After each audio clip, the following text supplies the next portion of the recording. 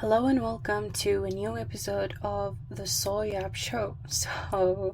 Okay, today's episode will be really interesting and I wish you listen to it till the end. Okay? Okay.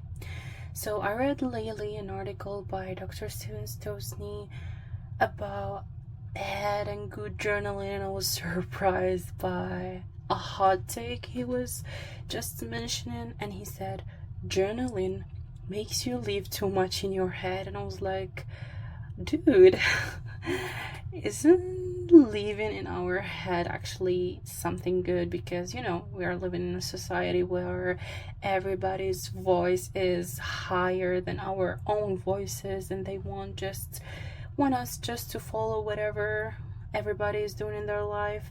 And then after a few minutes of reflection, I was like, yeah, dude, journaling is actually bad. Journaling is not a solution. Journaling is a slow death when we use it wrongly. And by journaling becoming more normalized and promoted by lifestyle influences, I think that people just took it for granted and started applying it in their own ways and not knowing actually that it's dangerous. It's dangerous. What we're doing is dangerous. Okay, I know in the last episode I've mentioned something that I think will not suit everybody, and I believe that diving into more details of it will be a good idea.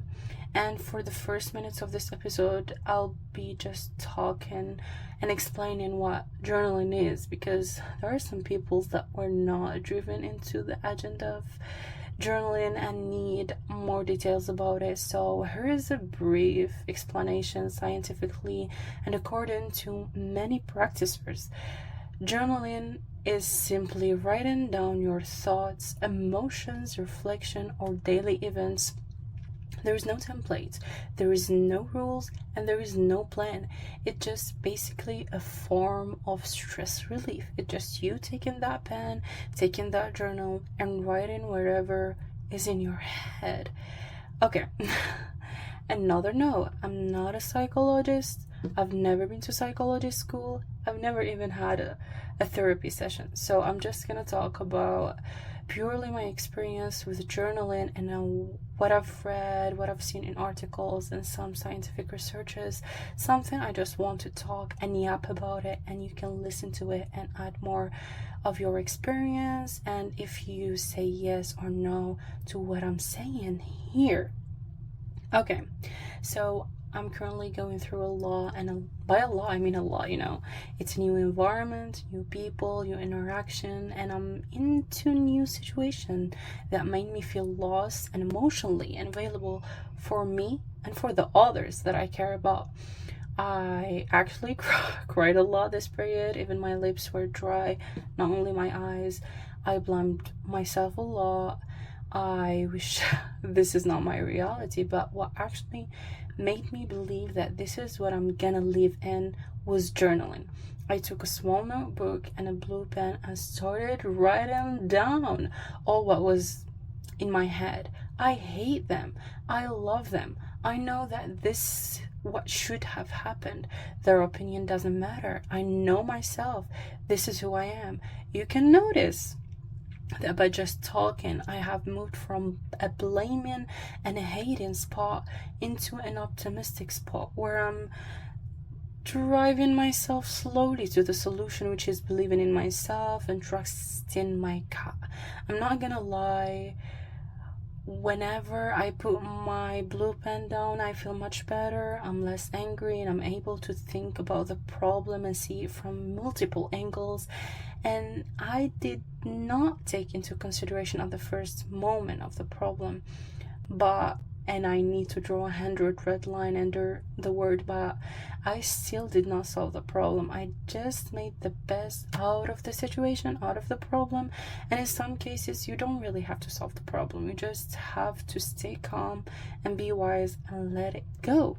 This is at least in my case, because I can do nothing to my outside toxic environment.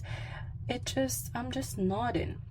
while people are telling me that I'm stupid, I cannot do it, I'm just wasting the last golden tickets in my life by not following their own plans. And then my inner voice, while telling them, yes, you're right, I'm just like, they don't get it, they don't understand me, they will never be in my shoe, and I will prove them wrong, as I'm smart and God put such a dream in my heart for a reason. Okay, briefly, this is how I apply journaling therapy in my case. I basically put all of my anger and negative energy into a piece of paper. This is the best use of it. On the other side, a lot of people are using it in a completely wrong way.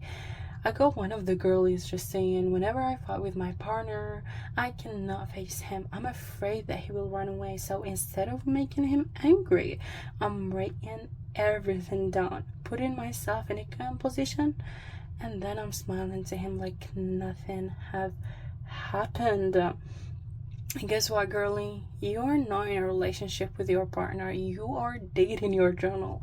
Because if you feel more safe while just talking to your book, then there is no point of dating your significant other. You will always be seeing the problem from your own perspective, and you will never learn what an actual and a healthy discussion will look like. What communication between two people in a relationship or even a friendship should look like.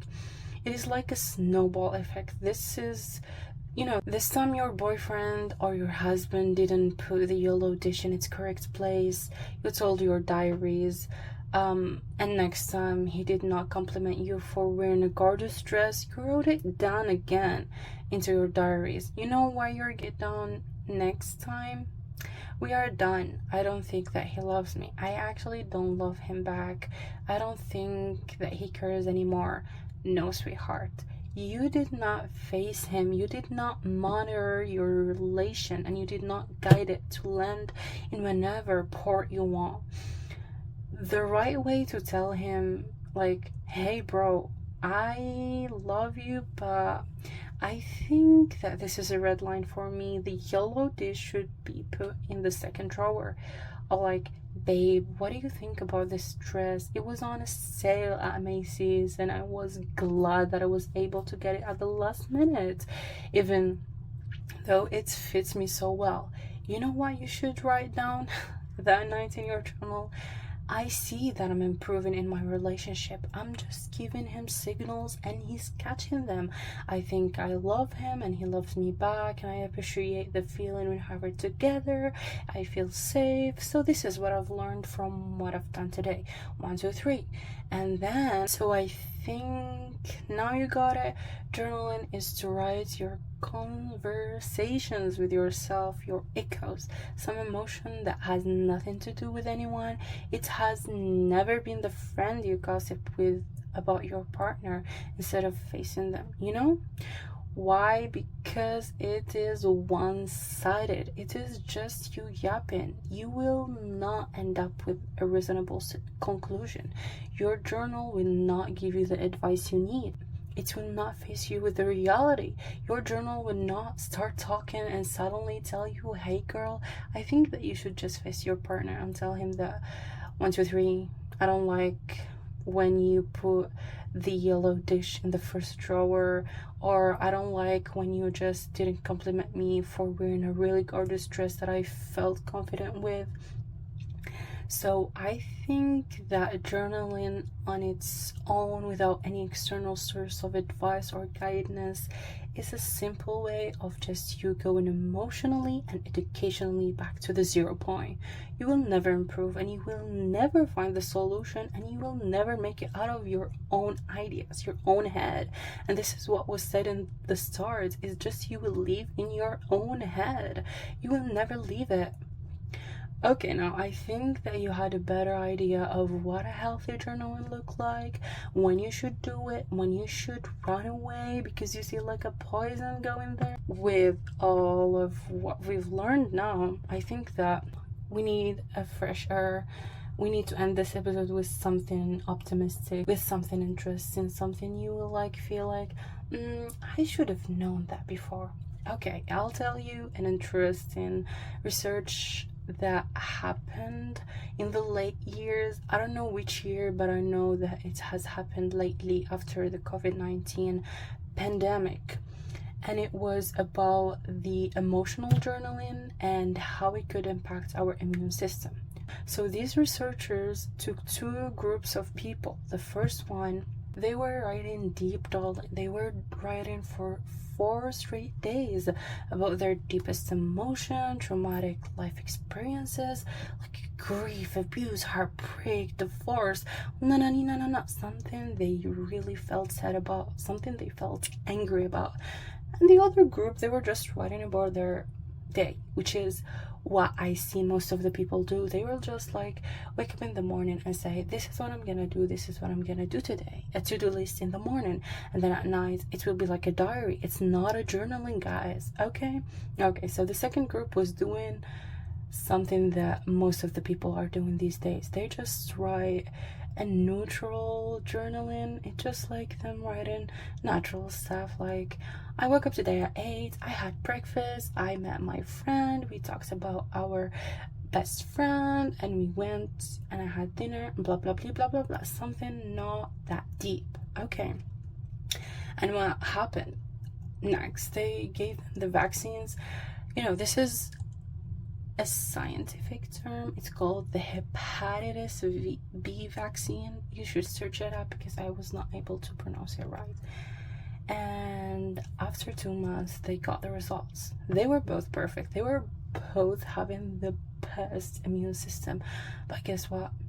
The first group that were writing down deep about their trauma and emotional feelings, they had higher antibodies levels, and they stayed for over 2 months. They were not going. They had an immune system that is strong enough to face this disease and the next disease for the next 2 months. And this is immaculate. You should try it out. You should just go now and write about something traumatic that happened in your life and that made you feel like life does not deserve living anymore. I should not exist anymore. This is what you should write about, and you will see what you will not have a cold in the next 2 months. Okay, I think that now we can say that our episode came to an end.